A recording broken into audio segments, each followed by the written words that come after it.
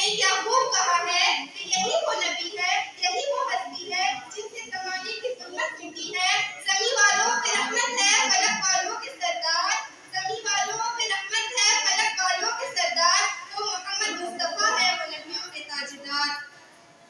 جناب صدر، اللہ تعالیٰ نے انسانوں کی ہدایت کے لیے نبیوں کو مبعوث فرمایا۔ اللہ رب العزت نے انسانوں کی ہدایت کے لیے کم و بیش 1,24,000 نبی بھیجے، اور یہ سلسلہ نبوت حضرت آدم علیہ السلام سے شروع ہوا اور آپ صلی اللہ علیہ وسلم پر ختم ہوا۔ ہر نبی کی زندگی دوسرے انسانوں کے لیے بہترین نمونہ تھی، اور آپ صلی اللہ علیہ وسلم آخری نبی ہے، اور ان کی مبارک زندگی ہی ہمارے لیے ہدایت حاصل کرنے کا واحد ذریعہ ہے۔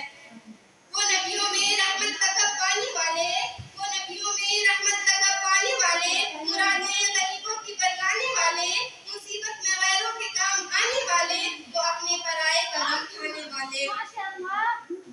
معزز سامعات، اللہ رب العزت نے ارشاد فرمایا، لقد کان لکم فی رسول اللہ اسوۃ حسنہ، یقیناً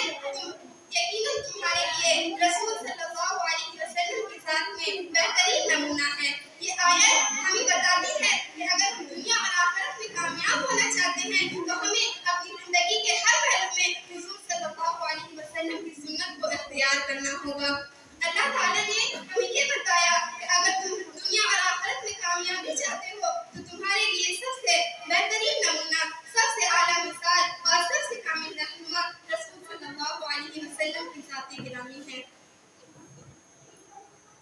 یہ ناز کے انداز ہمارے نہیں ہوتے، جولی میں اگر ٹکڑے تمہارے نہیں ہوتے، جب تک کہ مدینے سے اشارے نہیں ہوتے، روشن میری قسمت کے ستارے نہیں ہوتے۔ بے دام ہی بک جائے یہ بازار نبی میں، بے دام ہی بک جائے یہ بازار نبی میں، اس شان کے سودے میں خسارے نہیں ہوتے۔ جب دنیا جہالت کی تاریکی میں ڈوبی ہوئی تھی، طاقتور کمزور کو کچل دیتا تھا، عورت کی کوئی عزت نہ تھی، غلاموں کو جانوروں سے بھی بدتر سمجھا جاتا تھا، اس وقت اللہ تعالیٰ نے آپ صلی اللہ علیہ وسلم کو مبعوث فرمایا تاکہ دنیا کو اخلاق اور محبت کا سبق دے۔ یہ وہ نبی ہے جس کے صدقے اللہ نے پوری کائنات کو پیدا کیا، جس کے صدقے اللہ نے چاند اور سورج کو پیدا کیا، جس کے صدقے اللہ نے زمین و آسمان کو پیدا کیا، اور سب سے بڑی بات تو یہ ہے کہ اللہ نے اس نبی کے صدقے ہمیں اور آپ کو پیدا کیا۔ اللہ نے تو میرے نبی کو رحمت للعالمین بنا کر بھیجا ہے۔